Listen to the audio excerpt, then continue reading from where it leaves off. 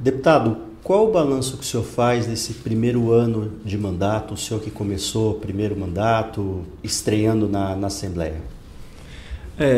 Foi um ano bastante complexo, né? Assim, muita coisa, muita novidade. Ontem eu fiz uma prestação de conta do meu mandato e eu estava na abertura justamente dizendo isso. Assim, está sendo um ano difícil,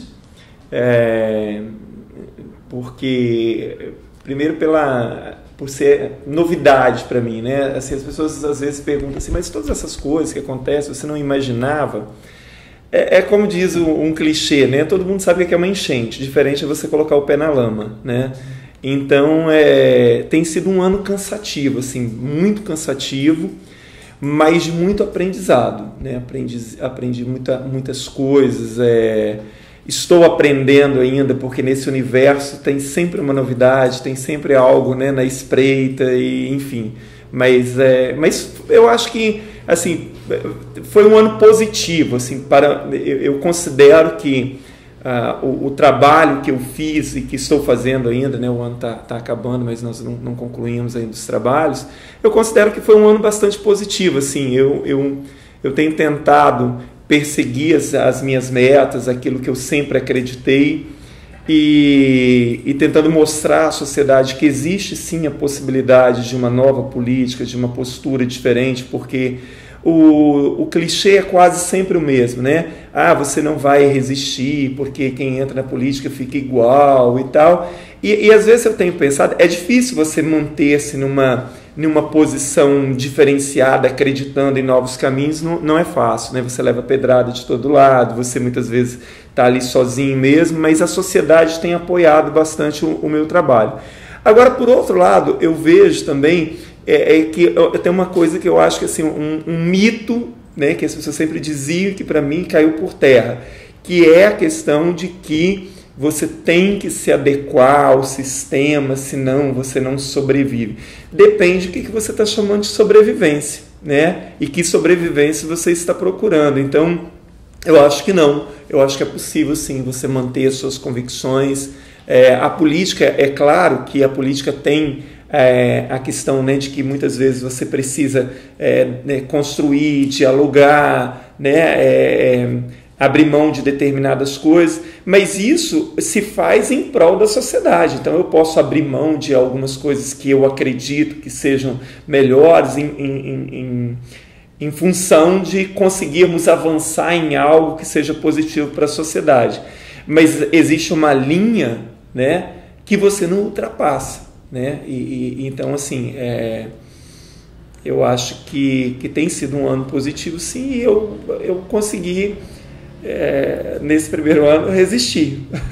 Tá, o senhor foi eleito, né, é do PSDB, que é o partido que tem o vice-governador do estado, deveria ser o partido primeiro na base, vamos dizer, né, do governo, mas o senhor tem adotado posturas bastante críticas em relação a projetos do governo, tem procurado discutir bastante esses projetos. Como é isso? Como é viver sendo considerado oposição, mas estando na base?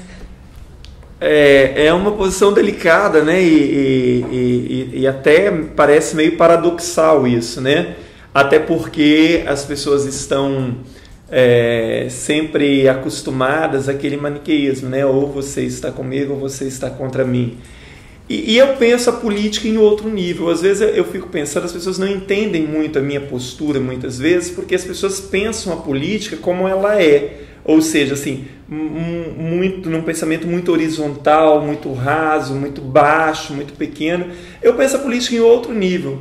Eu acho que se todo mundo fala em democracia, em cidadania, em republicanismo, etc., então eu tenho que provar isso através da minha prática e não só do meu discurso. Então, se eu discordo de você e eu tenho opiniões contrárias e você realmente é republicano e democrático, você vai me ouvir, você pode não concordar comigo, mas você vai aceitar o fato de que eu tenho todo o direito de criticar e que eu devo ser ouvido como parlamentar ou como cidadão. O que não pode é o tempo inteiro as pessoas falarem de democracia e de transparência e não sei mais o que, mas não aceitar, né, o contraditório, o bom debate. Então, isso não pode ocorrer. Quanto à questão, assim, às vezes eu fico pensando que as pessoas, às vezes, me taxam mesmo como oposição. E eu não sei, eu não me incomodo de ser taxado, assim, embora eu concorde muito com o Edgar Morin, num livro em que ele faz uma autobiografia, Meus Demônios, um livro fantástico. Para mim, Edgar Morin é o maior pensador vivo, né, ainda. E ele diz assim que ele sempre quis escrever um texto e que teria como título Eu Não Sou dos Seus. Que ele diz então ele explica que ele nunca escreveu o texto, mas o título sempre esteve na cabeça dele, porque a vida inteira as pessoas tentaram rotulá-lo de alguma forma, né? Pensador de esquerda, filósofo de esquerda, outra hora geógrafo de não sei o que e tal, mas que ele nunca aceitou esses rótulos, né? Ele sempre se sentiu livre de tudo isso. Então, assim, eu tento também não aceitar rótulos, né? Porque eu acho que o parlamentar, Renata, e não é clichê, é a minha crença. Eu sou representante de quem? Eu sou representante da sociedade. Então, a minha legenda partidária é o PSDB, mas em primeiro plano eu represento os interesses da sociedade. Eu não represento primeiramente os interesses partidários.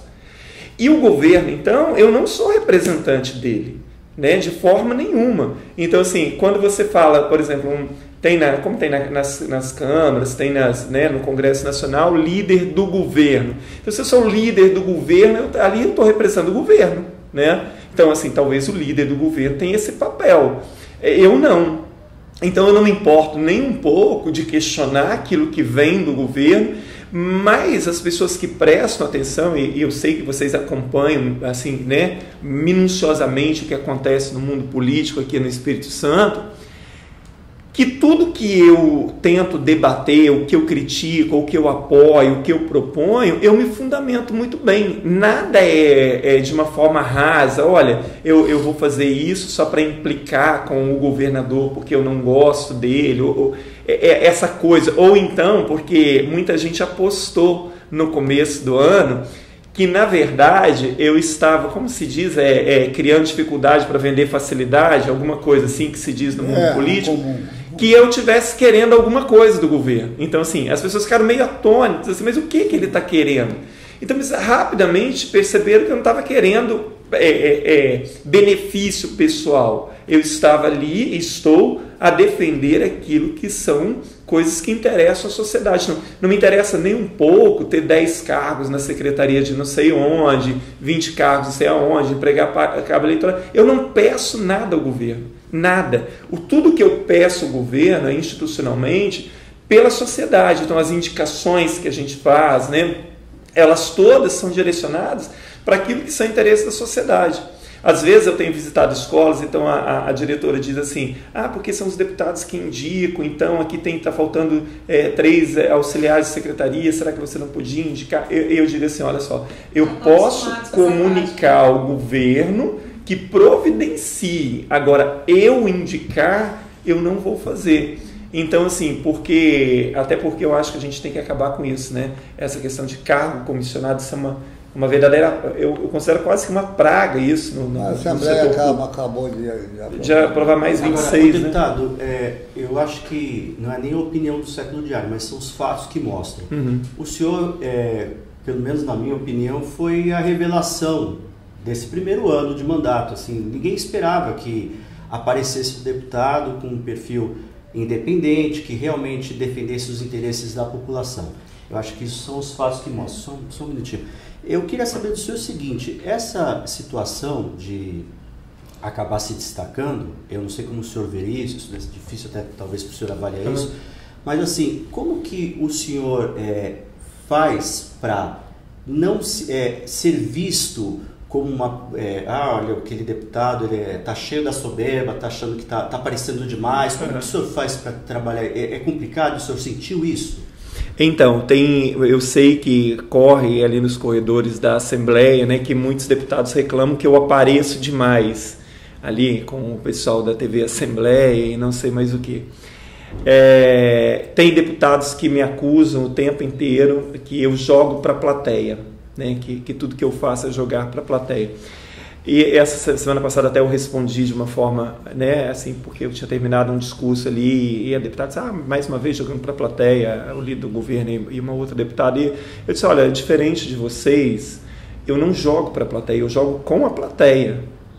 Eu não jogo para o governo, né? Eu estou aqui justamente para trabalhar para a plateia e trabalhar de fato. Então, assim, eu acho que quem conhece a minha postura, eu tento de forma nenhuma, eu não sei nem como explicar isso, assim, eu não quero vestir a capa da autoridade, eu sou o deputado e tal, porque eu vejo que no mundo político as pessoas elas transformaram-se, elas são deputadas, elas são senadoras, elas são vereadoras, elas se desligaram, parece que, do mundo real, né? Você vê isso quando uma pessoa vai a uma solenidade, se não tiver um lugar especial, a pessoa se irrita e ela reclama e chama ali para reclamar. Se eu for uma solenidade, e eu não sou tão frequentador desse tipo de evento, mas quando vou, se eu tiver que ficar em pé lá na última fila, para mim não tem problema nenhum. Assim, eu não faço questão de estar sentado no melhor lugar. Então, assim, eu acho que eu tenho tentado manter a minha postura e as minhas ações da forma mais normal possível, entendeu? E até essa questão, quando você coloca aí da revelação e tal, eu fico feliz com esses elogios que as pessoas muitas vezes me fazem através das redes sociais, ou às vezes vou ao supermercado, as pessoas me encontram, me parabenizam e tudo mais, mas que isso não me suba a cabeça, porque eu reconheço, na verdade, como nós estávamos conversando anteriormente, eu estou fazendo o papel de um parlamentar. Então, somente, eu não tenho feito nada de extraordinário. É que o mundo político anda tão desgastado que parece que o que eu tenho feito é algo de muito extraordinário, quando, na verdade, eu estou fazendo aquilo que é o meu papel.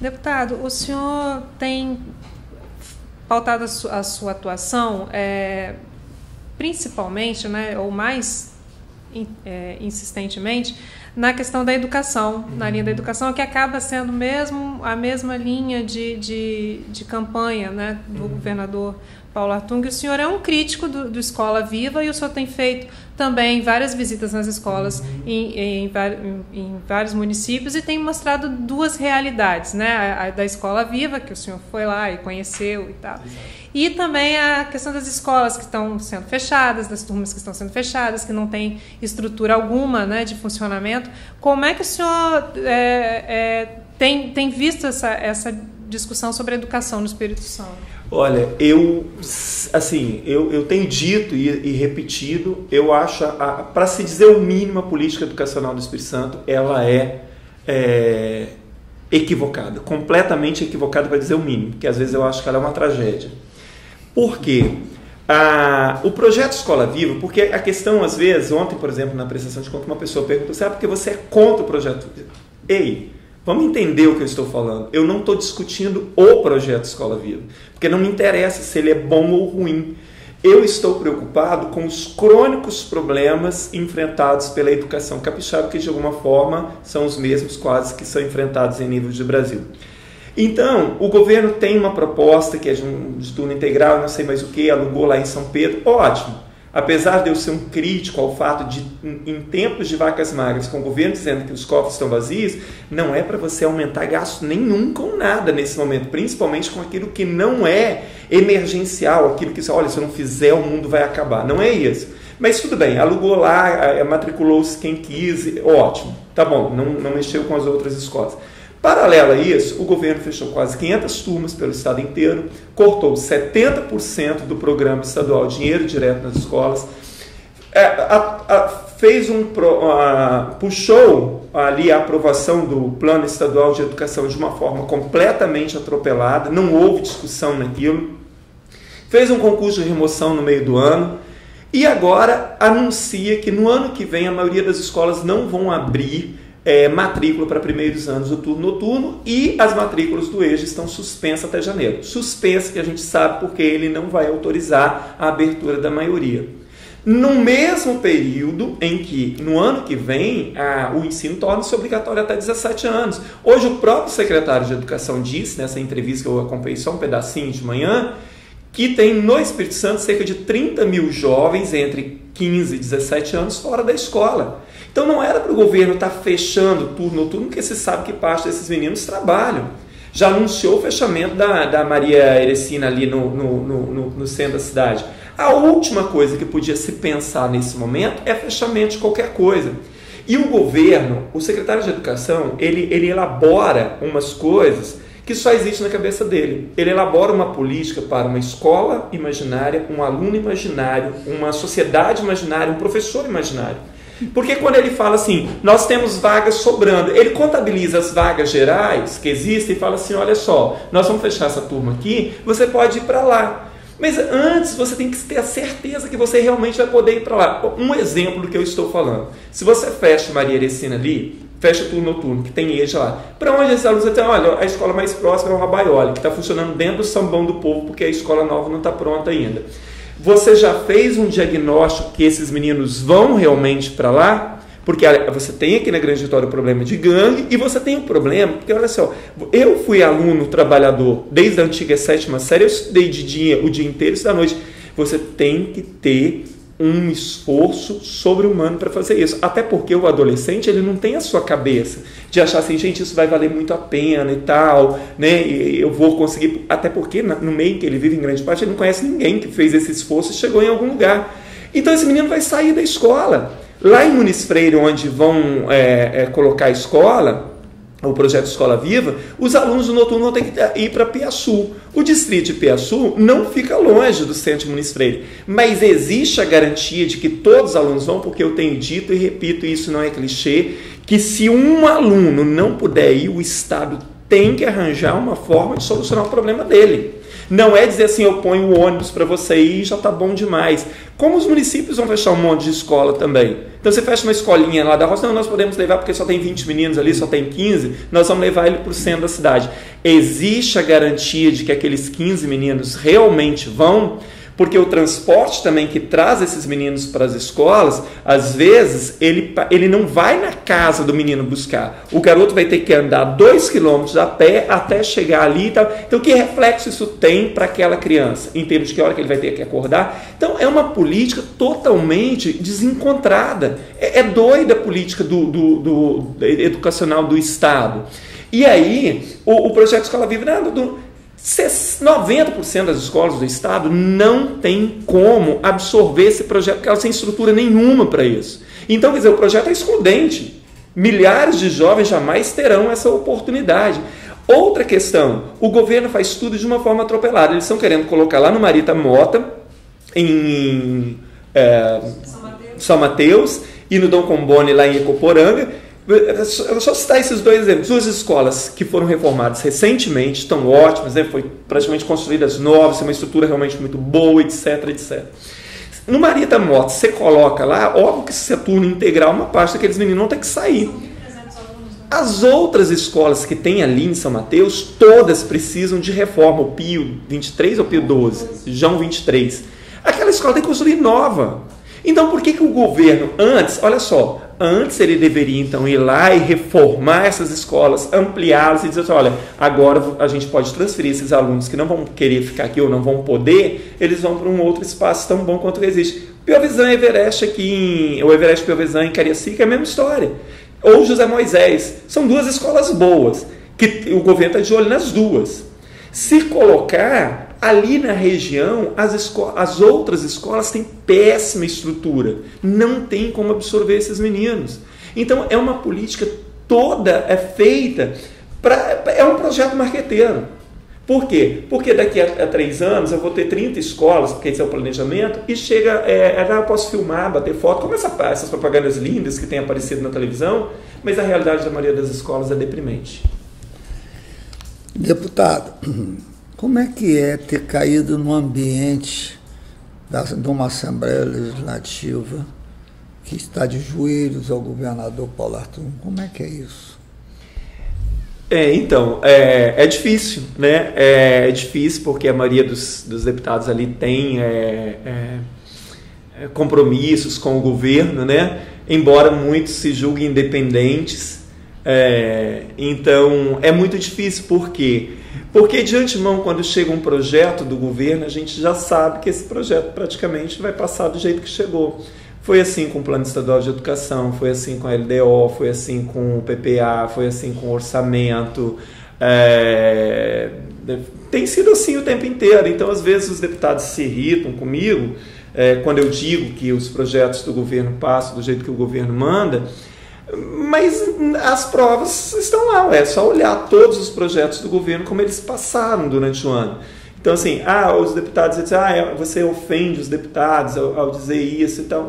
Eu não estou ofendendo ninguém, mas é muita coincidência que, então, se os deputados votam mesmo por acreditar naquele projeto, que, assim, então sempre o governador está certo. No caso do orçamento, mais de 1.000 emendas foram feitas. Nenhuma foi aceita, nem mesmo dos aliados de primeira hora do governo, né? Então, assim, nós desconhecemos tudo, então tudo aquilo que o governo diz está certo, e eu acho, às vezes, que o governo já tem tanta certeza, né, de que os seus projetos serão aprovados, que até falta um certo cuidado com aquilo que é mandado para lá, né? A gente estava observando, por exemplo, no orçamento, o que é destinado às escolas vivas para os próximos 4 anos no PPA, e o dinheiro que é destinado para as escolas vivas, né, no orçamento, não bate com o requerimento que a gente fez há pouco tempo de qual é o custo dessas escolas. Então, por exemplo, tem lá destinado, se eu não me engano, 50 milhões, quando deveria ter no mínimo 90 milhões, porque senão você não vai dar conta de fazer 30. Ou o governo desistiu das 30, ou então o orçamento é feito ali do jeito, né, de qualquer jeito, porque sabe que ano que vem eu vou poder mexer, eu mando ali um orçamento e tal. Até porque nós aprovamos no começo do ano, não sei se vocês lembram, um projeto de lei do governo que dava autorização para o governo mexer no orçamento, e isso era para esse ano, devido à dificuldade. Até alguns deputados na época, né, disseram que a gente estava dando um cheque em branco para o governo, só que esse cheque em branco passou a vigorar como lei na LDO, porque era para valer só para esse ano, está na LDO para o ano que vem, né? Então, assim, eu acho que o parlamento ele se apequena quando ele não debate exaustivamente os projetos que vêm do governo, né? Porque a sociedade espera isso da gente, e o parlamento, a função é essa, né? Então, eu não tenho uma vida muito fácil ali no parlamento, mas eu tenho uma relação amistosa com a maioria dos deputados e tudo mais. Mas a gente tem tido debates, às vezes, né, assim, ferrenhos ali com alguns deputados em função de posicionamentos, né, que eles defendem arduamente, né, aquilo que o governo manda. E não é a questão nem de eu achar que a gente tem que reprovar o que o governo manda, mas a gente tem que melhorar essa nossa função, né? E às vezes, por exemplo, hoje um parecer que eu fiz, eu relatei contra, porque o projeto não veio acompanhar de argumentação que me possibilitasse o entendimento claro, né, do que eram os objetivos do governo ali. Mas, enfim, estamos lá e vamos continuar lutando, né? Deputado, 2016, seu nome chegou a ser citado aqui em Vitória como um dos nomes que poderia disputar a eleição para prefeito. O senhor tem planos municipais? E só mais uma questão aqui, aproveitando a pergunta da Renata, houve também um momento quando a rede estava formando os quadros e que havia aí uma história no ar que o senhor estaria em conversa com a rede. Isso já passou, parece que foi superado. O senhor está agora acomodado no PSDB? Eu respondo primeiro a Renata, né, sobre a questão da... Eu fico muito feliz e me sinto até lisonjeado com o fato do meu nome ter sido ventilado como uma possibilidade. Renata, esse não é um objetivo. É claro que na política, né, às vezes acaba que você é levado para um determinado caminho, mas esse não é um objetivo primeiro, embora eu fico muito feliz com isso. Eu acho que foi com você mesmo que eu conversei uma vez, que me perguntava mas você não se candidataria de jeito nenhum? Com um projeto muito bem construído, né, junto com a sociedade, mas sem aquela questão assim, de usar o discurso, não, porque nós vamos fazer isso com a sociedade, mas realmente uma coisa muito bem construída, né, num projeto diferenciado, eu até aceitaria pensar sobre isso, né, enfim. Quanto à questão do rede, na época, né, nós chegamos a conversar, eu cheguei a conversar com algumas pessoas do Rede que me convidaram, até, né, houve uma conversa que gostariam que eu fosse para lá para ser o candidato do Rede no ano que vem, mas logo fechou aquela possibilidade de eu ir, porque logo veio a lei, né, que a Dilma sancionou, que proibia você mudar para partido novo, né? Então, essas conversas também se esfriaram e a gente não voltou mais a falar sobre isso também, assim, né? Tem algumas pessoas do Rede ainda tentando, né, conversar, me convencer a pensar e tal, porque estão achando que vai abrir ainda uma janela e tal, não sei mais o que. Eu acho que a gente pode estar sempre conversando, né? Não vejo problema nisso, mas assim, não sei, eu não entendi muito bem também a postura do Rede aqui no Espírito Santo. Assim, eu estava observando quem está ali envolvido, tem pessoas interessantíssimas, mas tem pessoas que estão né, dentro do métier comum. Isso quer dizer, tem, né? Cacique também. Tem cacique, tem pessoas que pensam a política tradicional para um partido que vem como, né, se é novo, então, como porque lá atrás a Marina teve outras ideias, né? Não ia filiar não sei quem, não ia aceitar não sei quem, etc. Mas me parece que isso já meio que caiu por terra, né? Então, também assim, não vi ainda onde o Rede aqui no Espírito Santo ele vai se firmar como uma alternativa diferenciada, né? Eu ainda não consegui ver muito isso também, mas talvez o tempo me mostre. Está feliz no PSDB? Renato, não sei se eu estou feliz, assim, eu acredito, no PSDB nós temos pessoas interessantes no PSDB aqui do Espírito Santo. Agora, uma coisa que eu tenho dito sempre nas nossas reuniões é que os partidos eles precisam abrir espaço para os jovens. Não adianta, essas cabeças velhas, elas vão pensar sempre da mesma forma. Você tem que dar espaço para o novo. Esses meninos, olha só, a experiência ela é fundamental. Você não pode prescindir da experiência de políticos, né, que conhecem a história e tal. Isso é fundamental. Mas a gente precisa do novo, a gente precisa da oxigenação, a gente precisa da renovação. E ela só se dará com a atuação efetiva do jovem. Nós temos a juventude tucana e o outro partido tem a juventude não sei o quê, mas assim, se dá pouco espaço, né? Então eu acho que a gente precisa, tem uns meninos muito novos, com uma cabeça diferente, com um pensamento diferente, que eu acho que a gente precisa fazer isso para avançar, né? Eu não sei, eu estou bem no PSDB, né? Assim, eu estou bem. O partido, apesar, a gente tinha falado lá no começo sobre a questão da base, né? A maioria das pessoas não me pressionam, assim, o partido não tem me pressionado para, olha, você, né, tem, lá no começo alguém disse, até não sei se vocês lembram, né, que alguém do PSDB teria dito que tinha que cortar minhas asas e não sei mais o que, mas isso nunca aconteceu, assim, se você pensar assim, a executiva nunca, né, te chamou e tal para te pressionar, não, nunca, assim, nunca entendem a minha posição, eu creio que entendem.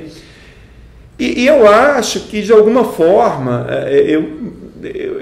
eu represento bem no PSDB, assim, no sentido de que a minha postura, eu acho que contribui para uma nova imagem do PSDB, para a construção de uma nova imagem, que eu acho que é fundamental, né?